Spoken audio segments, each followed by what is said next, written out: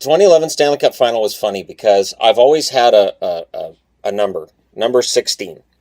I am, is it 16? Yeah, it's you're 16 wins away from seeing your two favorite teams against each other in the final. And so as Vancouver and Boston win games, I was always counting down, and it never got below like five. It never happened. And then, the funny thing that started happening in 2011 was I noticed this number's getting smaller and smaller. And Vancouver was playing against San Jose, and I knew Vancouver would beat San Jose. I knew that was a good matchup for San Jose, a poor matchup for the Sharks. I wasn't sure about Boston against Tampa.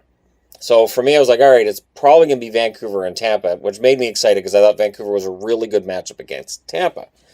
Tampa had a really deadly power play. And then in Game 7, famously, no penalties were called, and it was scoreless for most of the game. And of course, conspiracy theorists said that, because Boston's penalty killing was crap, that's why there were no power plays for Tampa.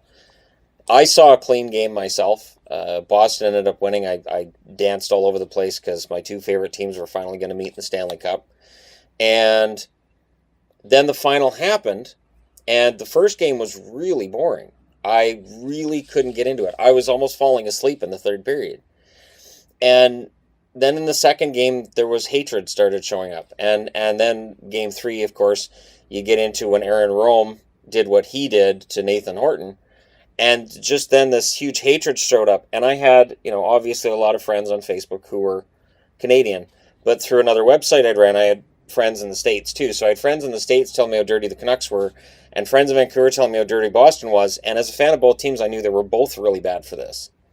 So by the end of the series, I was kind of embarrassed of both teams and their behaviors. And then when the riots happened, that was just the cherry on the cake. It was one of the worst experiences I had as a sports fan. Because then for 3 months after, I couldn't wear my Boston gear out in public.